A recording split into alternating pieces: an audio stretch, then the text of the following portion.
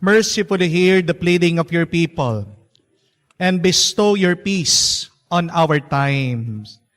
We ask this through our Lord Jesus Christ, your Son, who lives and reigns with you in the unity of the Holy Spirit, God forever and ever. Amen.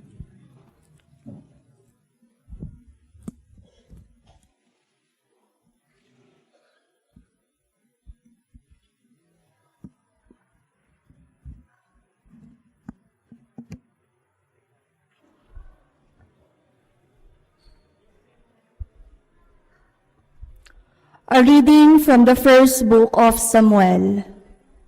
Samuel was sleeping in the temple of the Lord, where the ark of God was.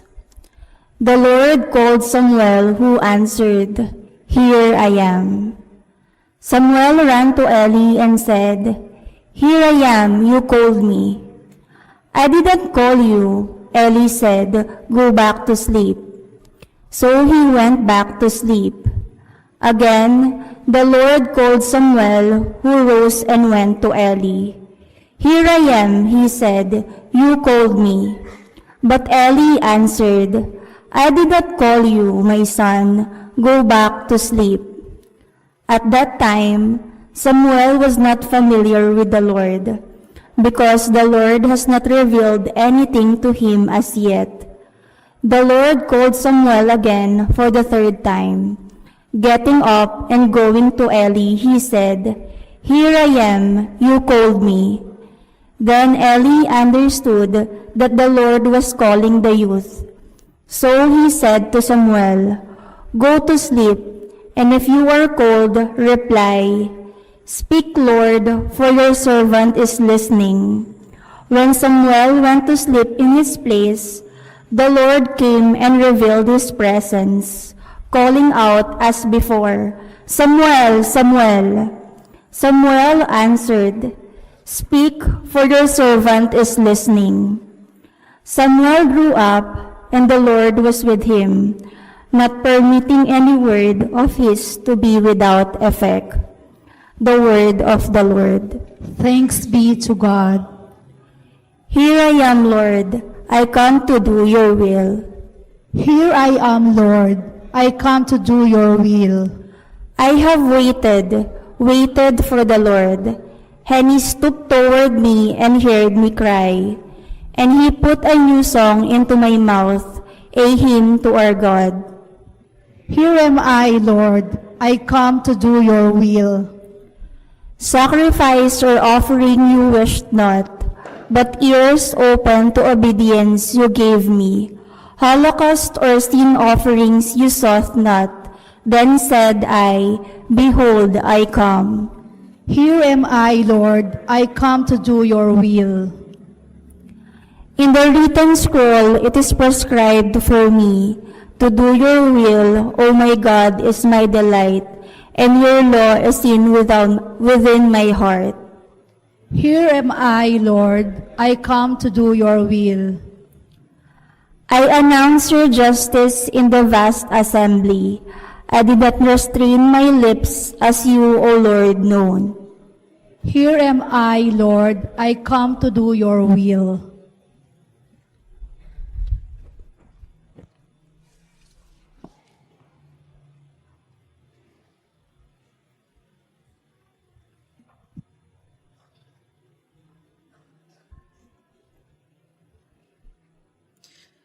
A reading from the first letter of St. Paul to the Corinthians. Brothers and sisters, the body is not for immortality, but for the Lord, and the Lord is for the body.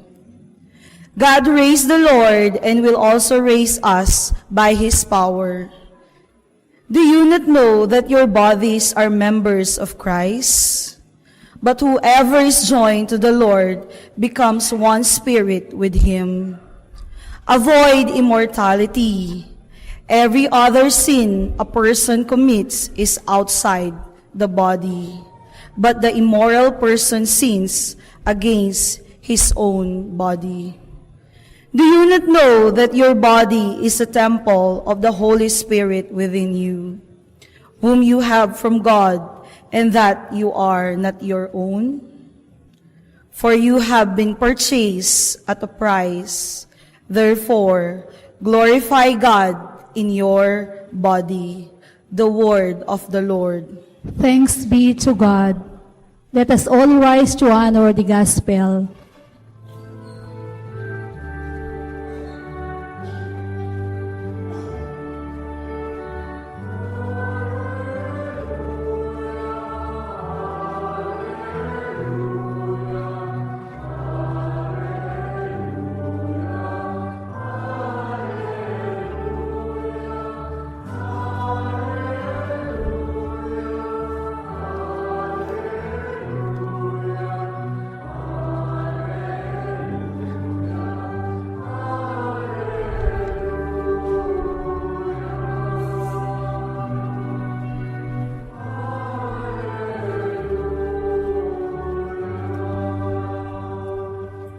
We have found the Messiah, Jesus Christ, who brings us truth and grace.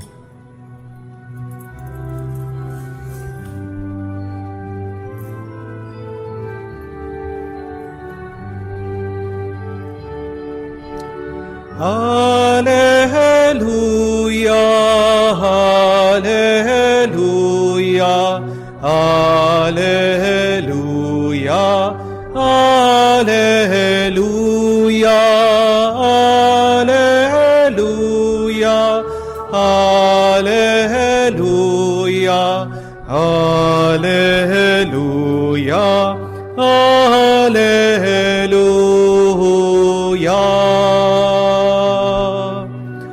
Hallelujah.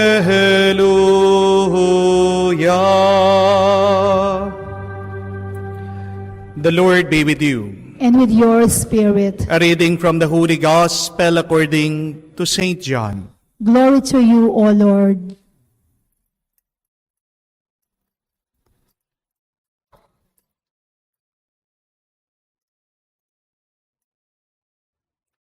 John was standing with two of his disciples, and as he watched Jesus walk by, he said, "Behold, the Lamb of God." The two disciples heard what he said and followed Jesus. Jesus turned and saw them following him and said to them, "What are you looking for?" They said to him, "Rabbi," which translated means teacher, "where are you staying?" He said to them, "Come, and you will see." So they went and saw where Jesus was staying, and they stayed with him that day. It was about 4 in the afternoon. Andrew, the brother of Simon Peter, was one of the two who heard John and followed Jesus. He first found his own brother, Simon, and told him, "We have found the Messiah," which is translated Christ. Then he brought him to Jesus. Jesus looked at him and said, "You are Simon, the son of John. You will be called Cephas," which is translated Peter. My dear friends, the good news of our salvation. Praise to you, Lord Jesus Christ. Good afternoon po ulit sa inyong lahat. Good afternoon din po, Father. Bago po ang lahat, ako po ay nagpapasalamat sa inyong lahat na kahit na napakalayo ng inyong pinanggalingan, kayo po ay nag-effort pumunta dito sa aming parokya para makisalo sa aming misa. I would also want to acknowledge those na kahit po nag-commute lang sila, talagang pinilit po nila na sila ay makapunta dito. Meron din po karamihan, minsan nawawala pa, pero hindi po nagiging hadlang ito para pumunta at makiisa sa ating banal na misa. Kaya sa inyo pong lahat, ganyan din po sa mga nanonood natin, mga kapatid sa YouTube, sa Facebook, maraming salamat po. Palakpakan po natin ang bawat isa dito.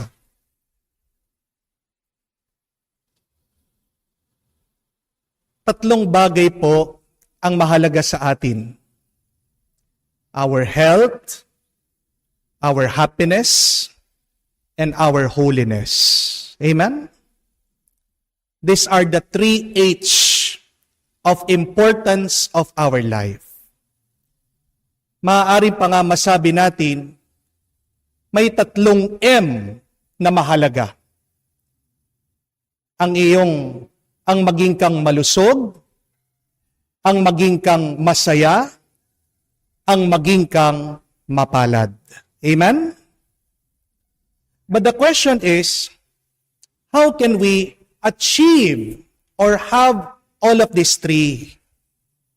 Health, happiness, and holiness. Remember this, my dear friends. You should daily seek or search for these 3 things. Ano po yung 3 bagay na kailangan mong hanapin araw-araw para ikaw ay maging masaya, malusog, at mapalad? First one, seek inspiration daily. Amen? Ulitin ko po. Seek inspiration daily. Kayo nga po, seek inspiration daily. Nakita po ng mga doktor, isang nakakatulong para po sa kalusugan ng ating mga utak ay inspiration. When you are amazed in life, when you see beauty in life, when you are in awe, ano daw pong epekto nito sa ating utak? Lumuluwang po yung daluyan sa ating utak. Lumuluwang po yung ugat natin sa utak. And that is good. Para po makadaan ang nutrients, ang hangin, ang dugo. Dahil pag sumikip po ang inyong mga ugat, ano pong mangyayari? Yan po ay stroke. Kaya nga po ang tanong, paano po tayo mai-inspired araw-araw? Well, you have to recognize that everything that is happening in your life comes from God. Everything that you're experiencing is grace. At ano yung expression natin? Pag nakakita ka, nakaranas ka ng napakaganda, napakabuti, nakakamangha. Di ba yung salitang, wow? Subukan nyo nga po sabihin, wow. Hindi niyo po ba napansin na naging maaliwalas ang inyong muka nung sinabi mo yung salitang, wow? Always find that wow factor in your life every day. You will become healthy, happy, and holy. Palagi mong sabihin, ano man ang iyong nakikita, ano man ang iyong nararanasan, wow! Kagising mo pa lang, ano po dapat sabihin mo? Wow! Bakit? Kasi nagising ka, hindi po ba? Paglabas mo sa iyong bahay, makita mo ang iyong kapitbahay, ano po sasabihin niyo? Wow! Buhay pa siya. Ano man ang iyong kinakain, hotdog yan, tuyo yan, dilis yan, kahit nakamatis lang, ano po sabihin nyo? Wow! Kasi hindi ka naman magkakaroon ng pagkain dyan kung hindi ka pagpapalain ng Panginoon. Amen? Buksan niyo po yung inyong mga wallet. Ano po ang dapat sabihin? Wow! May pera pa. Huwag po kayong magrereklamo. Huwag niyong sasabihin, Father, wala akong pera. That is the biggest lie that you can say to yourself. Kasi po kahit yung mga pulubi, di ba may pera? Always say, wow. Because it means that you appreciate that God is doing something in your life. Amen? O, tingnan niyo po yung mga katabi niyo. Ano po sasabihin niyo? Wow. Wag po, edi wow. Magkaiba po ang wow sa edi wow. Pag sinabi mong edi wow, nanlalait ka na. Nangungutya ka na.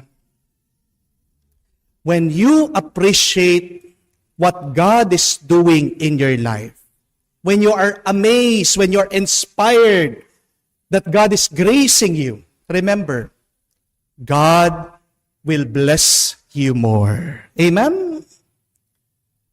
At hindi ko po alam kung alam niyo yung ibig sabihin ng salitang wow. W-O-W. Remember this. It means words of wisdom. Ano po ulit? Words of wisdom. Do you also want to experience, feel inspiration? Always listen to the Word of God. At napakahalaga po na inspired tayo araw-araw. Dahil pag hindi ka inspired, ano pong kabaliktaran yan? Depressed. Amen? Pag inspired ka, ibig sabihin, nasa iyo ang Banal na Espiritu. At pag nasa iyo ang Banal na Espiritu, anong ibig sabihin? May gana ka, may lakas ka, may buhay ka. Amen?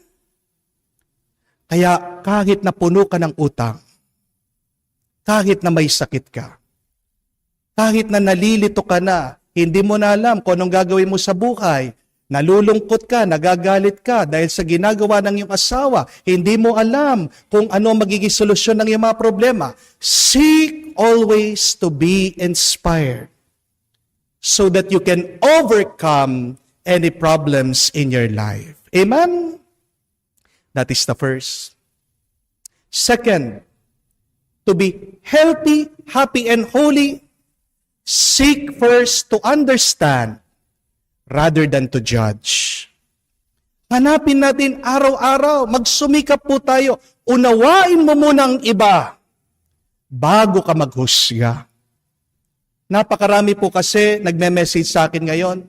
Tinatanong ako, Father, ano pong masasabi niyo dun sa 299 issue ng engagement ring? Alam niyo po ba yon? Yung kwento nun? Sino po nakakaalam? Taas po ang kamay. No? Nahihiya pa yung mga marites. No? Para po sa mga hindi nakakaalam sa inyo, bakit po ba tinatanong sa akin? Ito po yung kwento. Update ko kayo, ha? Para meron po kayong ichismis mamaya pagkatapos ng misa. Meron pong isang babae na in-engage. May isang babae, nag-propose yung kanyang boyfriend sa kanya. Pag sa proposal, siyempre meron pong sing-sing. Ito pong babae, hindi palagay. Anong ginawa? Pumunta po sa Shopee. Hinanap yung sing-sing. At anon po ang nakita? Yung halaga po ng sing-sing niya, 299 pesos lang. Nasaktan po yung babae.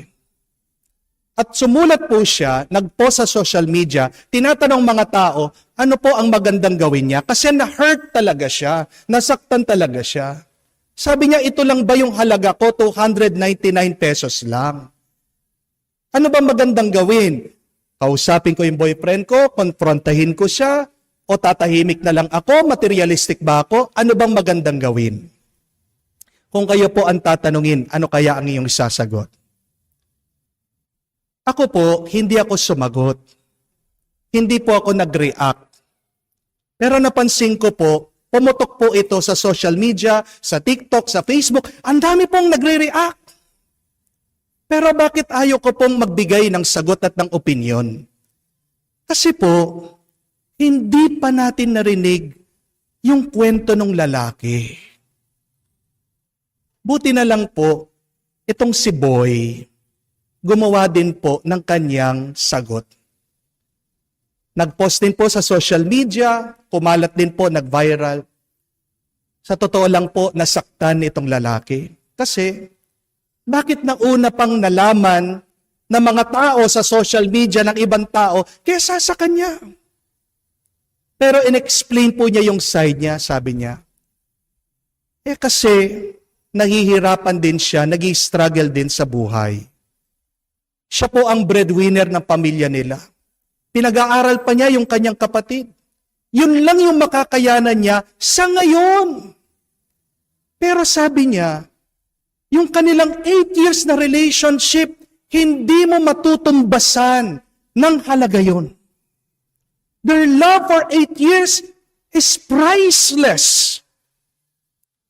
Pero dahil po dun sa pinakita ng kanyang fiancé, nadismaya po itong lalaki at pinili niyang maghiwalay na lang sila. Ang tanong, ang dami pong nagtatanong sa akin, sinong mas tama sa dalawa? Maaaring kayo na naman po, meron kayo siguradong sagot. Pero ako po, ayaw ko pa rin sumagot. Kasi pag nagsalita ka, may papanigan ka eh. Pag nagsalita ka, meron kang masasaktan. Mga kapatid, bakit ba nagkakagulo-gulo minsan ang buhay natin? Kasi nauuna tayong nagsasalita kesa dun sa makinig. Nauna tayong maghusga kesa sa umunawa. Do you want to be happy in this life? Do you want to have health in your mind, in your emotions? Do you want to be holy? Then seek first to understand rather than to judge, to listen more than to speak. May dahilan po bakit ang Diyos ginawa tayong mga tao, hindi nyo napansin? Dalawa ang ating mata, dalawa ang ating tenga, isa lang ang bibig natin. So that we can look more, listen more, rather than speak more. Pero yan yung pagkukulang natin mga tao eh. May pride kasi tayo, gusto natin patunayan, tayong tama. But please, wala kang matutulungan kung palagi mong pinapatunayan na tama ka. Amen? Gusto mong lumalim ang relationship ng bawat isa. Hindi po sa pamamagitan ng pride, na pagmamataas, at ang paghuhusga.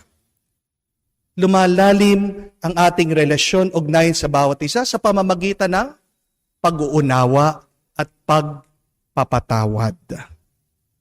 Ano po ang sabi ng ating Panginoon? Judge and you will not be judged. So ask yourself, ano ba yung madalas na ugali ko ginagawa ko sa aking buhay? Do I talk more? Do I judge more? We are challenged to be happy, healthy, and holy, to listen more, and understand more. Amen? Pangatlo at kahuli-hulihan. Seek to be with God always. Seek to be with God always. Kayo nga po, seek to be with God always. Mahalaga po na gawin natin ang kagustuhan ng Diyos. Amen? Pero, tandaan niyo po ito. Bago mo magagawa ang kagustuhan ng Panginoon, alamin mo muna kung anong gusto niya. At paano mo malalaman ang kagustuhan ng Diyos? Kung wala kang ugnayan at relasyon sa Kanya. Kung nga po tayo, di ba? Kayong mga magpapamilya, 24/7, 7 days a week, 365 days in a year. Magkakasama-sama kayo sa bahay. Pero bakit minsan dumarating yung mga punto at oras na hindi kayo magkaintindihan? Ang tagal na ng oras. May oras tayo na nagsasama pero minsan hindi pa natin maunawaan ang bawat isa. Paano pa kaya natin mauunawaan ang kagustuhan ng Diyos kung pumupunta lang tayo sa simbahan 1 day in a week and we give only 1 hour in our day? Do not expect that you will be doing God's will because you do not have any relationship with God. Pagsumikapan po natin, let us improve our relationship with God. Yes, it is important that you pray It is important that you go to Mass. It is important that you listen to the Word of God. But ask yourself that question. By doing these things, is my relationship with God becoming deeper? Kumusta na ang aking relasyon sa Diyos? Hindi ko po kayo masisisi. Dahil ang prioridad natin, halos tayong lahat, ay ang maghanap buhay. Amen? Kailangan natin ng pera, ng datong. Amen? At minsan, pero mga iba, ang paghahanap buhay nila, hindi lang para sa kanilang pangangailangan. May kasama ding pride. Yung mga iba kasi, hindi mo naman masisisi, tayong lahat, karanasan natin yan. Pag umangat tayo sa buhay, napakasarap din po sa ating feeling. Aminin niyo po. Amen? No? Because there is nothing good in being poor. Aminin din natin. Hindi po magandang karanasan ng mahirap ka. Amen? Masarap na karanasan yung umaangat ka sa buhay, yung merong kang pera. At napakasarap din sa feeling pag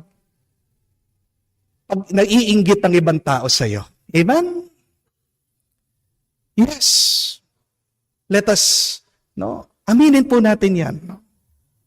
Na pag meron kang gadget, cellphone, ang sarap ng feeling dahil naiinggit ang mga kaibigan mo. Ang sarap po sa feeling pag napagawa mo yung bahay mo, maririnig mo sa mga tao, wow, ang ganda naman ng bahay mo. Napapabilib mo sila. Ang ganda sa ating nararamdaman, pag maganda ang ating sasakyan, napapadaan, tapos mapapatingin ng ibang tao. It is true that you can impress people with your wealth, with your high status. But please do not forget this.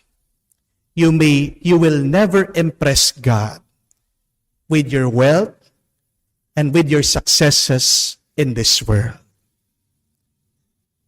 Maaaring mapapabilib mo ang ibang tao sa makakamtan mo dito sa mundo.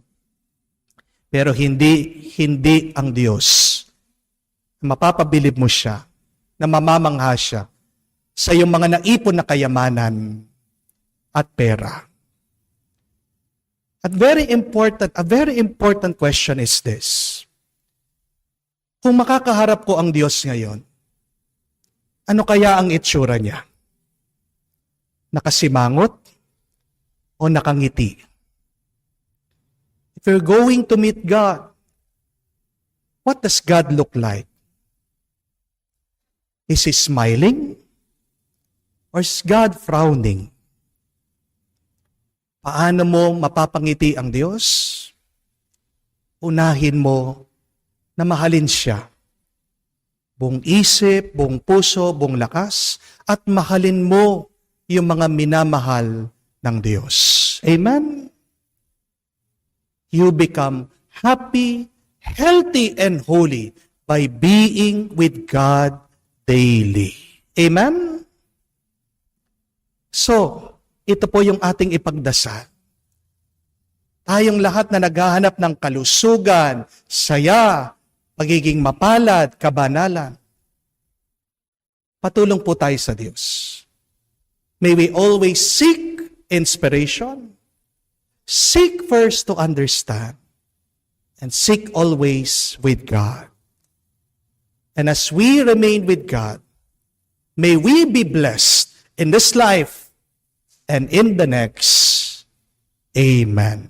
Amen? Amen. Palakpakan po natin ang Diyos. Tumayo po tayo.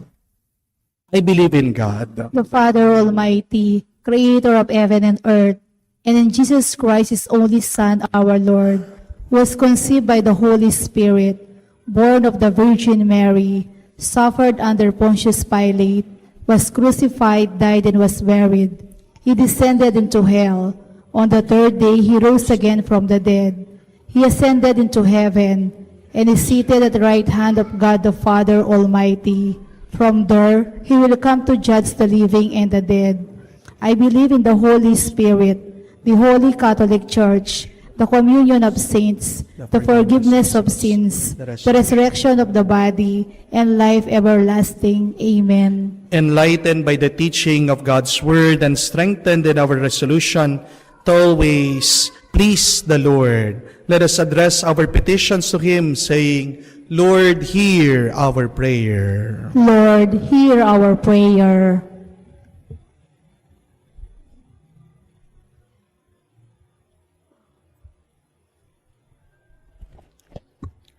For the whole Church, may she always be a beacon of truth and a staunch defender of the virtue of chastity.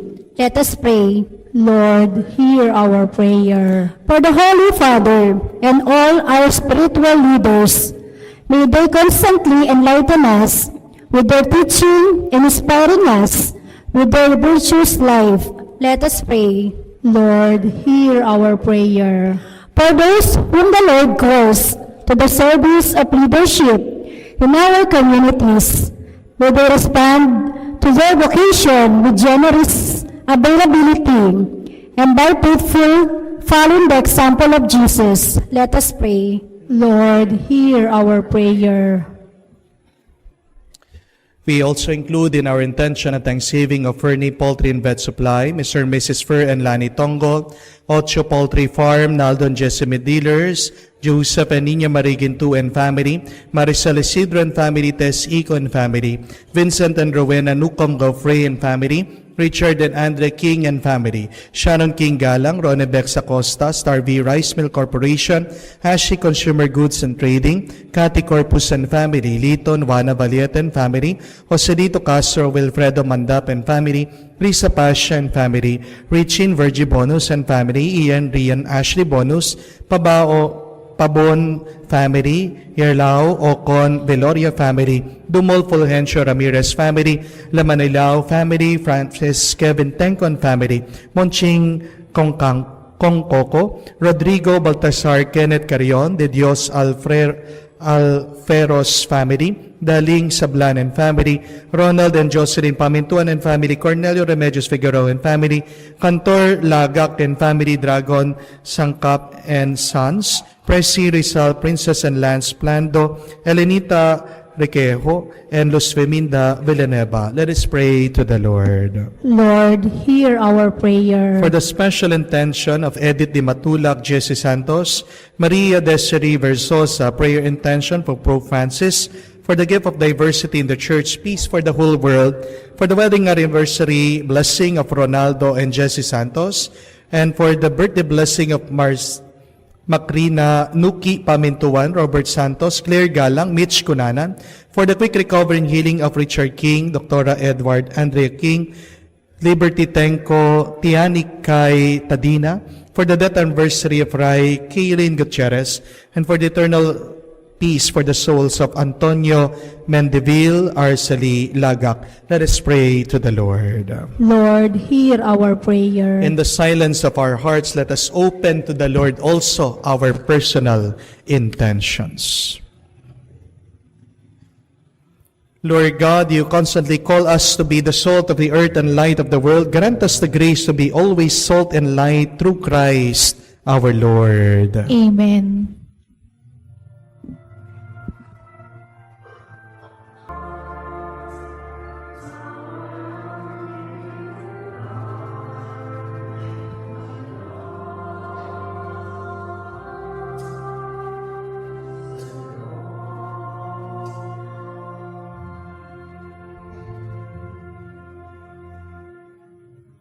Pray now, my dear friends, that my sacrifice and yours may be acceptable to God, the Almighty Father.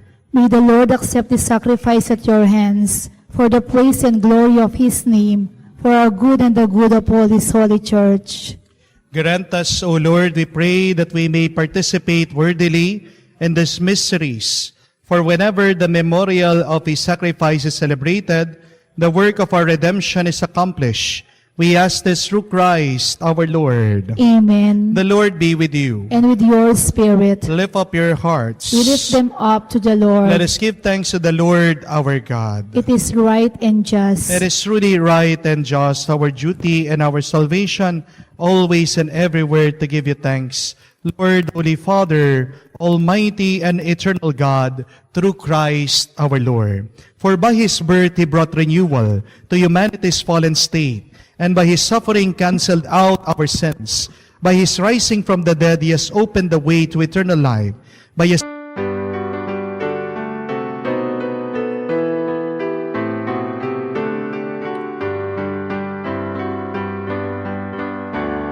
Purihin ng Diyos, kayong gawa niya, umawit ng bagong kanta. Purihin ng Diyos, kayong anghel niya, ipanin niyo ang trumpeta.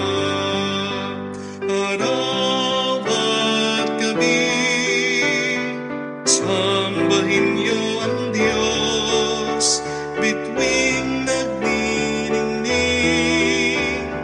Sambahin niyo ang Diyos, dagat, bundok, halaman at hayop, purihin niyo ang Diyos. Purihin ang Diyos, kayong gawa niya, umawit ng bagong kanta. Purihin ang Diyos, kayong anghel niya, ipanin niyo ang trumpeta.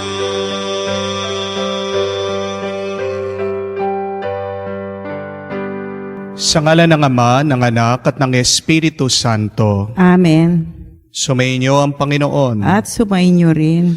Mga kapatid, sa araw na ito, ating ginugunita at pinagdiriwang ang kapistahan ni San Jeronimo Emiliano, ang patron ng mga ulila.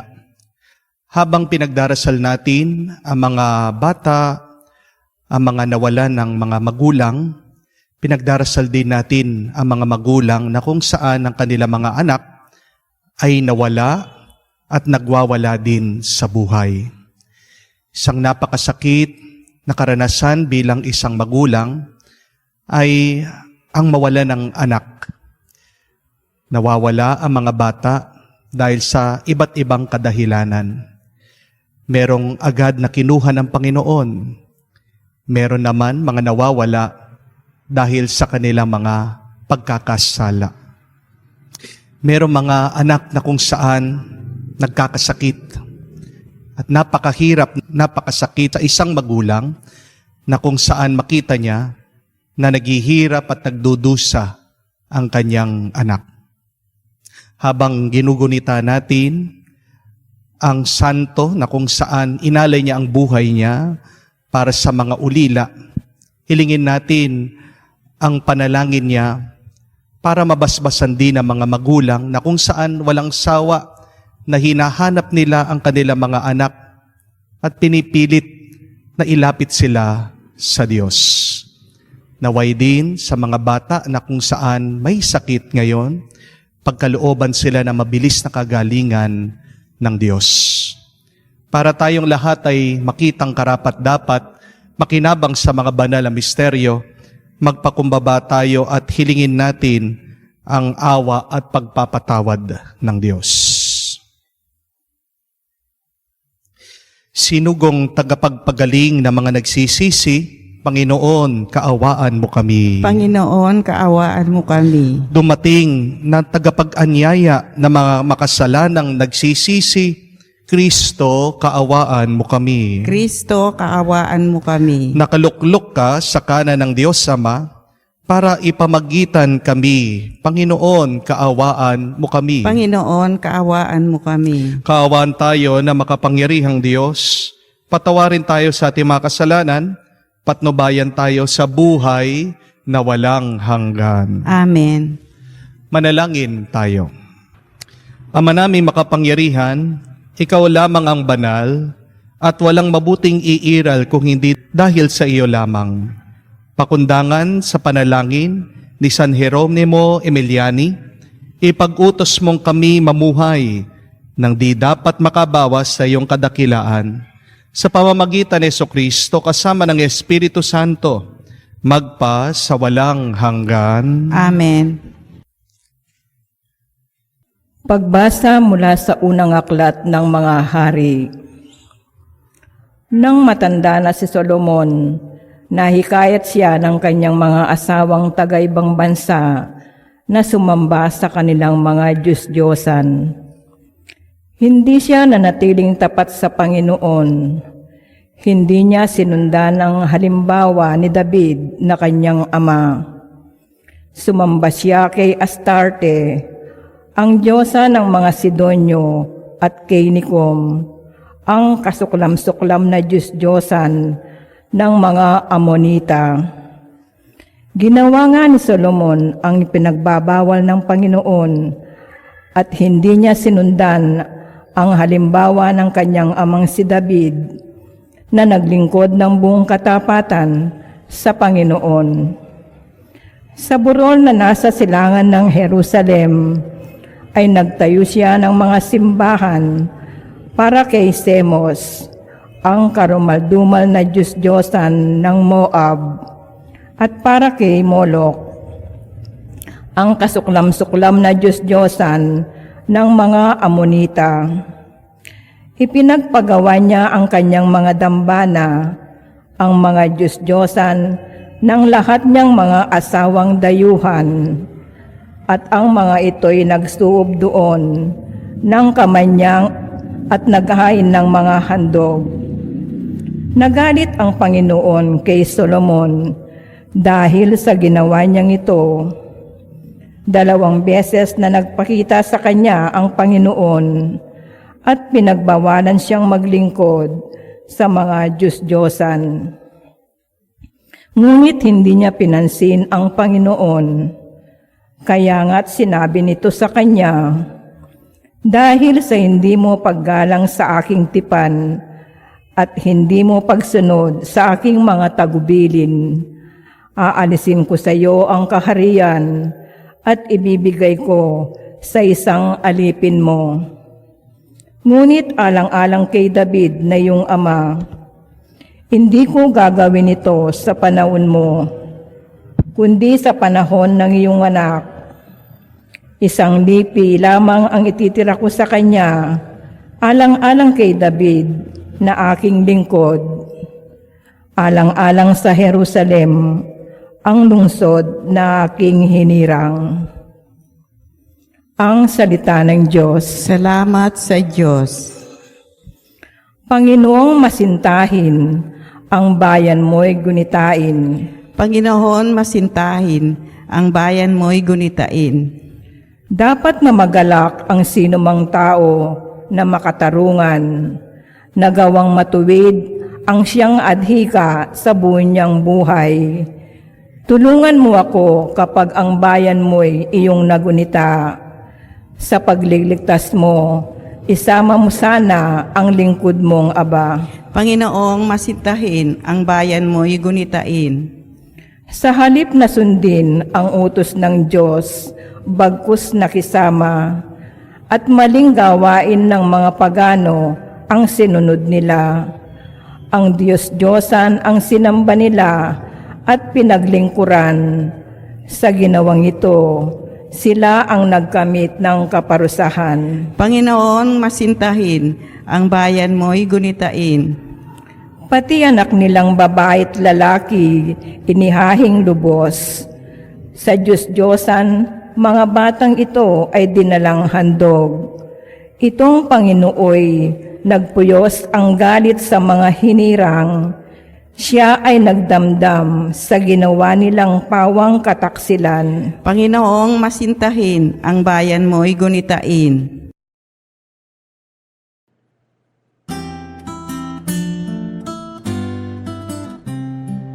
Alleluia, alleluia, alleluia, alleluia, alleluia, alleluia, alleluia, alleluia, alleluia, alleluia.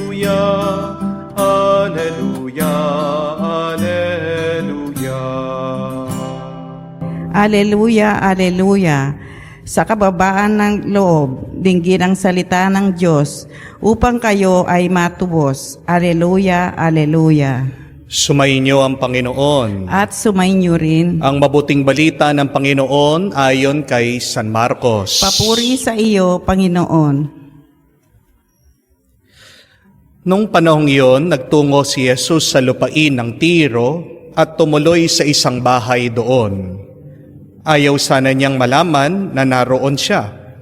Subalit hindi gayon ang nangyari. Ang pagdating niya ay nabalitaan ng isang inang may maliit na anak na babaeng inaalihan na masamang espiritu. Pumunta siya agad kay Jesus at nagpatirapa sa kanyang harapan. Ang babaeng ito ay hentil, tubo Syrophoenicia. Ipinamanhik niya kay Jesus na palayasin ang demonyo na nasa kanyang anak. Ngunit sinabi ni Jesus, kailangan busugin muna ang mga anak. Hindi dapat kunin ang pagkain ng anak upang ihagis sa tuta. Tunay nga po, Panginoon, tugon ng babae. Ngunit ang mga tuta na nasa ilalim ng hapag ay naninimot ng mga mugmong na nalalaglag sa kinakainan ng mga anak. Kaya't sinabi sa kanya ni Jesus, dahil sa sinabi mo, maaari ka nang umuwi. Iniwan ng demonyo ang iyong anak. Umuwi ang babae at naratnan niya sa higaan ang bata. Iniwan na ng demonyo. Mga kapatid, ang mabuting balita ng Panginoon. Pinupuri ka naming Panginoong Esokristo. Magandang araw po muli sa inyong lahat. Mga kapatid, kung kayo po ay nasisiraan ng loob ngayon, I want you to remember this, memorize this, repeat this when you are discouraged, when you are depressed, and when you are ready to give up. Remember this saying, that a winner is a loser who tried one more time. Ang ganda po nun, no? Sino ang nanalo? Sino ang nagwagi? Siya yung bigo, pero minsan pa sumubok. Kung handa ka ng sumuko, magpahinga ka lang. Huminto, pero wag kang bibitaw, wag kang aalis, wag kang uurong. Hindi mo alam, kapatid, baka sa isang pagsubok mo na lang, panalo ka na. Ang sabi nga, some closed doors are not locked. You just need to push them. Kala mo nakasara ang pintuan? Kala mo sinasabi sa'yo, hindi. Pero hindi mo pa naman sinubukan na itulak ito. Kung susubukan mo lang, kung gagawin mo lang, kung didiretso ka, hindi pala nakakandado. Oo, sarado, pero kailangan mo lang itulak ito. Not all closed doors are locked. Tandaan niyo po yan. Hindi ibig sabihin pag sinabi ng Panginoon na hindi ay hindi talaga. Sinusubukan lang tayo ng Diyos. Tinitingnan lang niya kung gaano kalakas ang ating pananampalataya. Gusto lang talagang makita ng Diyos kung talagang gustong-gusto natin. That is a good question. Are you pushing? Are you trying? Di ba? Ang push ay acronym PUSH. Ibig sabihin, pray until something happens. Do you keep on praying? Do you keep on trusting the Lord? Tandaan niyo po, walang nananalo na sumuko. Tingnan niyo po sa Biblia. Kung kayang sumuko si David, de sana nanalo si Goliath. Kung sumuko kaya itong si Jose na pinagbili ng kanya mga kapatid, de sana nakakulong pa rin siya doon sa kulungan. Hindi siya naging kanan kamay ng paraon, ng Pharaoh. Kung sumuko si David, hindi siya naging hari.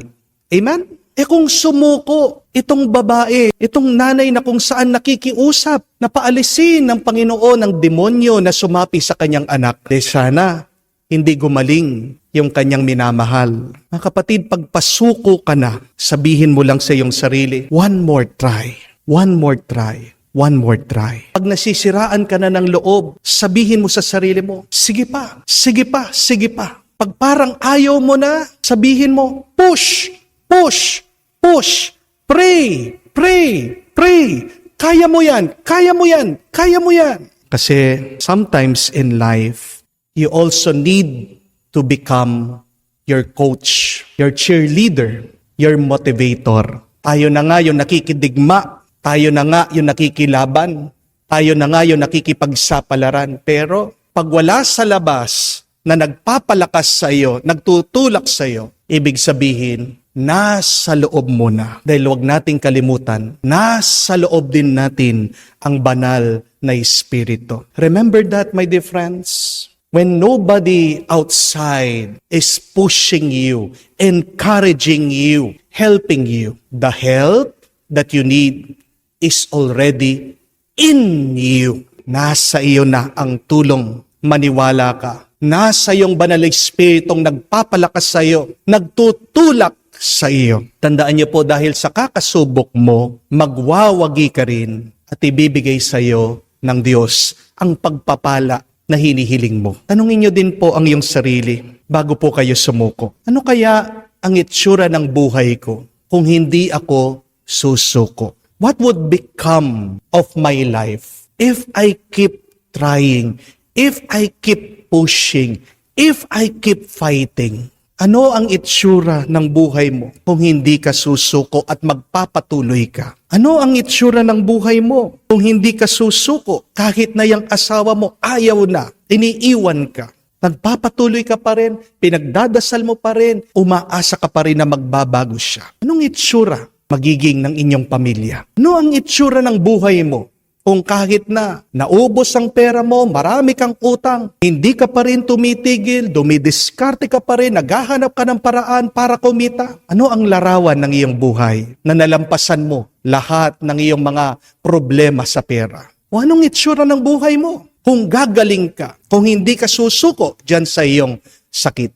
Mga kapatid, tandaan niyo po, huwag niyong titignan ang balakid ng inyong buhay. Pero tignan mo, ano ang grasya, ano ang pagpapala pagkatapos ng iyong mga balakid at pagsubok. Success is never easy. Amen? Because if success is easy, then everybody now is successful. Pero yan po ang masakit at mahirap na katotohanan. Success is difficult.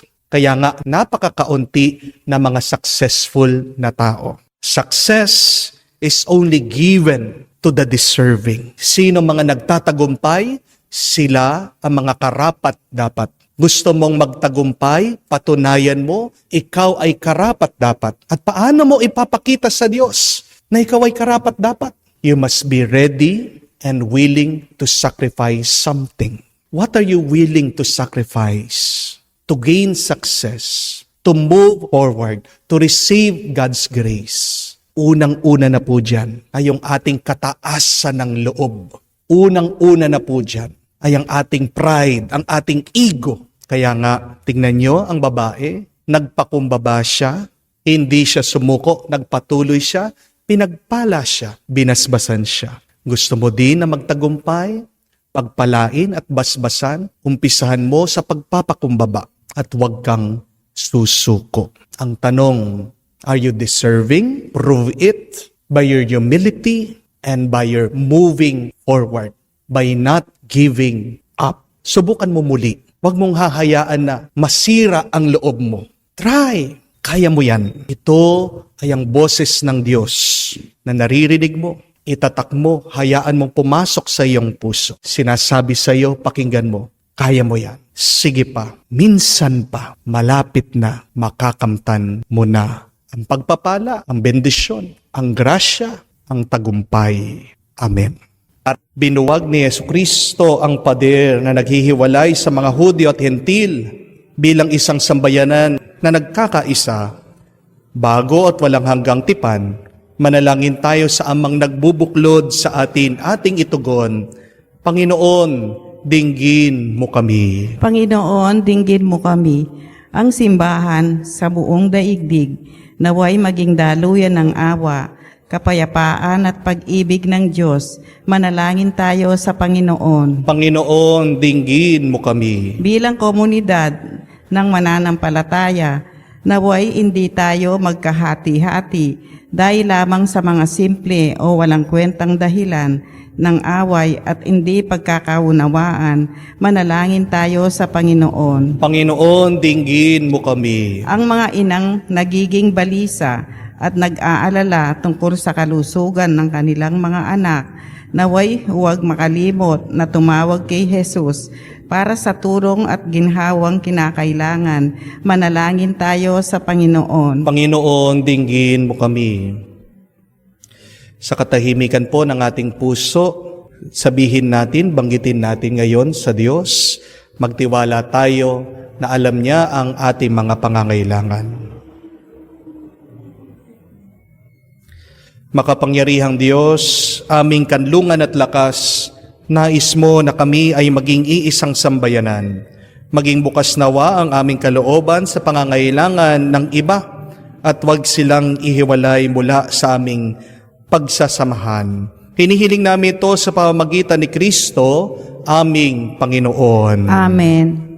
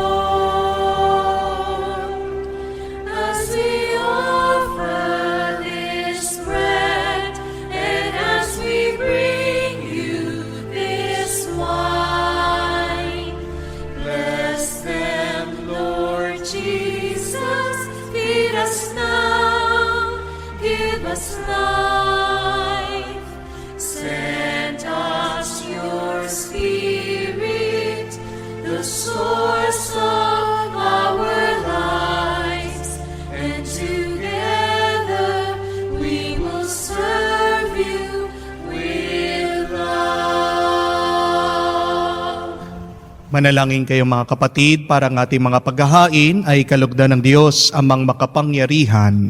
Tanggapin nawa ng Panginoon itong paghahain sa iyong mga kamay, sa kapurihan niya at karangalan, sa ating kapakinabangan at sa buong sambayanan niyang banal.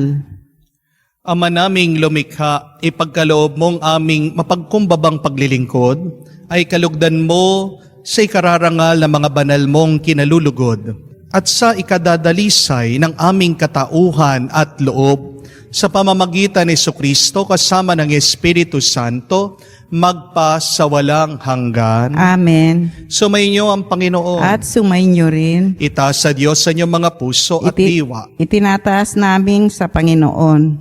Pasalamatan natin ang Panginoong ating Diyos. Marapat na siya ay pasalamatan. Ama naming makapangyarihan, tunay nga marapat na ikaw ang aming pasalamatan.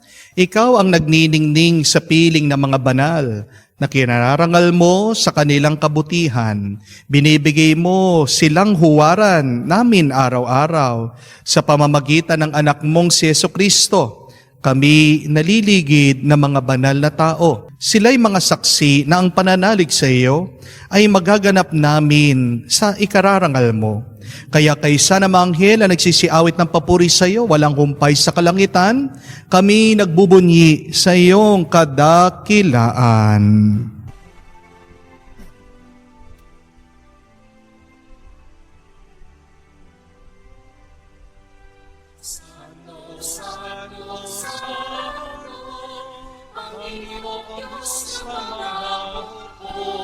Napupuno ang langit at lupa na kadakilaan mo.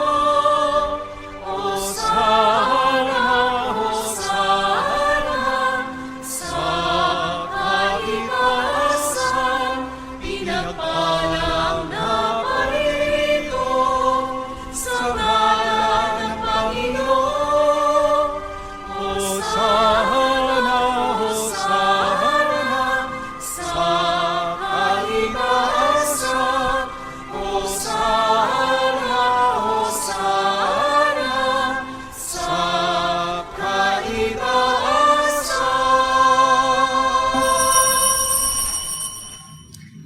Ama naming banal, ikaw ang bukal ng tanang kabanalan. Kaya't sa pamamagitan ng iyong Espiritu, gawin mong banal ang mga kaloob na ito upang para sa aming maging katawan at dugo ng aming Panginoong Heso Kristo. Bago niya pinagtiis ang kusang loob na maging handog, hinawakan niyang tinapay, pinasalamatan kanya. Pinaghati-hati niya iyon, inabot sa kanya malagad at sinabi, "Tanggapin ninyong lahat ito at kanin. Ito ang aking katawan na ihahandog para sa inyo."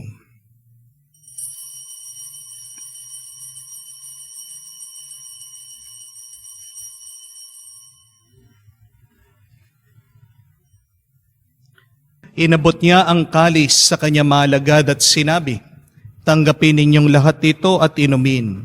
Ito ang kalis ng aking dugo, ng bago at walang hanggan tipan, ng aking dugo na ibubuhos para sa inyo at para sa lahat, sa ipagpapatawad ng mga kasalanan.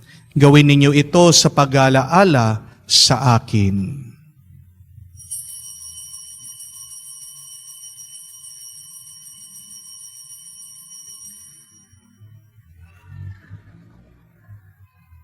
Ang misteryo ng pananampalataya.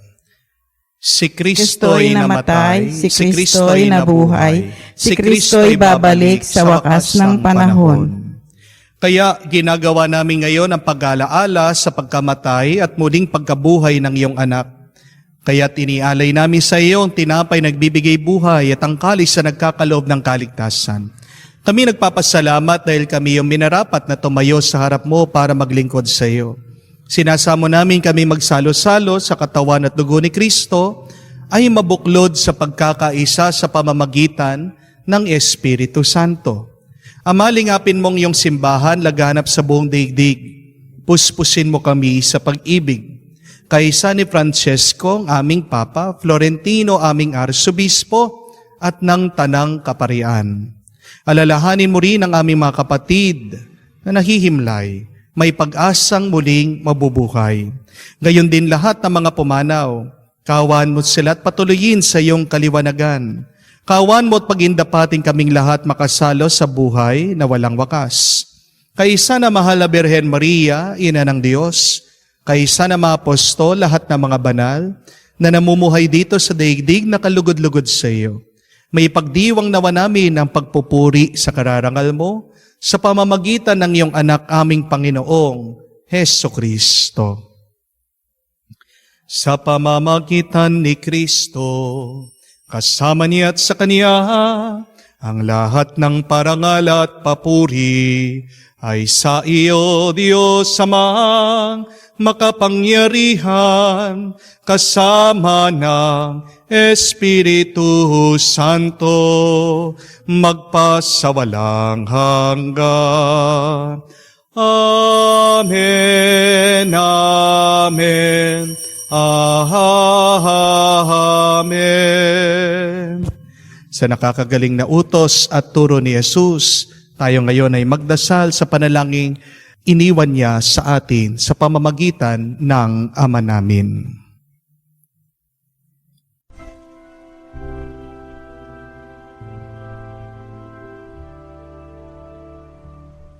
Ama namin, sumasalangit ka, sambahin ang ngalan mo. Mapasa amin ang kaharian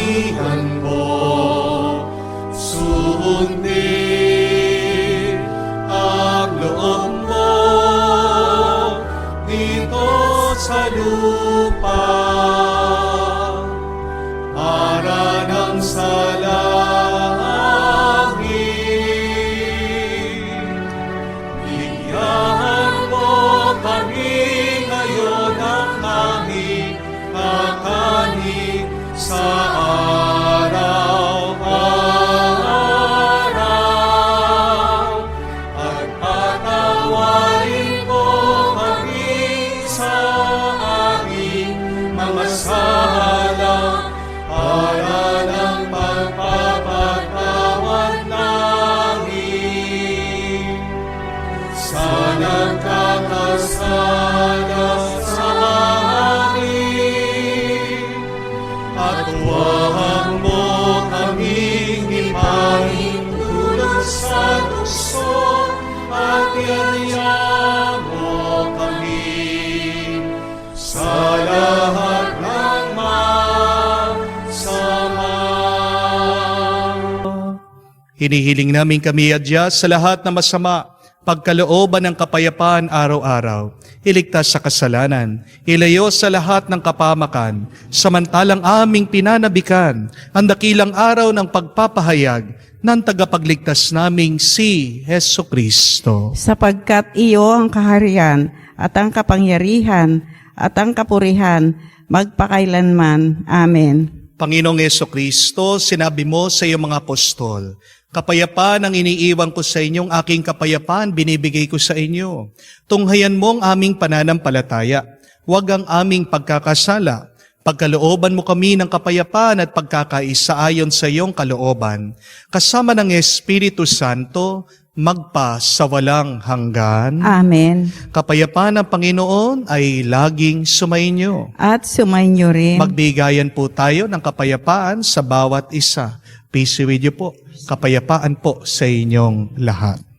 Kordero ng Ang Diyos. Diyos na nag-aalis ng kasalanan ng sanlibutan, maawa ka sa amin. Kordero ng Diyos na nag-aalis ng mga kasalanan ng sanlibutan, maawa ka sa amin. Kordero ng Diyos na nag-aalis ng mga kasalanan ng sanlibutan, ipagkaloob mo sa amin ang kapayapaan.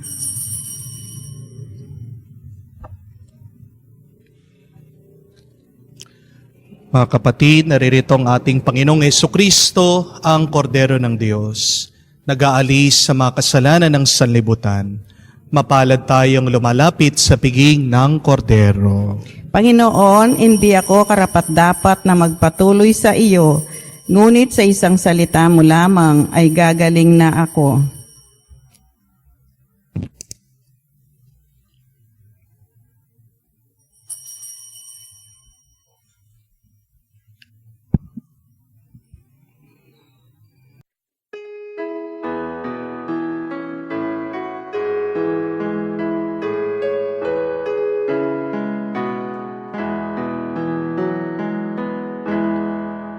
Tinanggap ko ang buhay na Diyos, puso ko ay nakala. Tinanggap ko ang buhay na Diyos, puso ko ay natuwa. Tinapay siya ng buhay, hinati at binigay para mangbigay buhay, huwag mangamba kailanman. Tinanggap ko buhay na Diyos, puso ko ay nagalak. Tinanggap ko buhay na Diyos, puso ko ay natuwa. Manalangin tayo. Ama naming mapagmahal, sa pagsilang sa langit na mga banal, kami mga nakinabang ay dumadalangin, magkamit ng di magmamaliw na kabutihang ngayon paman ay minamagandang loob mong binibigay. Sa pamamagitan ni Jesucristo, kasama ng Espiritu Santo, magpa sa walang hanggan. Amen. Alam po natin ang kasabihang, try and try until you die. Napakapangit na kasabihan, hindi po ba? We have to remember that you don't have to die by keep on trying. Kailangan nating maunawaan na hindi dapat kamatayan ang katapusan ng ating pagsubok paulit-ulit. Kung hindi, ang katapusan ng ating pagtsatsaga, pagpupursigi, ay tagumpay, kaligtasan. Ang magandang paniniwala ay, try and try until you succeed.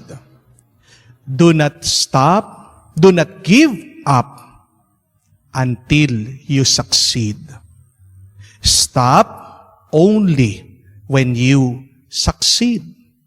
Kung kayo po ay nanghihina na, nasisira ang loob at malapit ng sumuko, tignan niyo po ang ating Panginoon na hindi sumuko hanggang huli.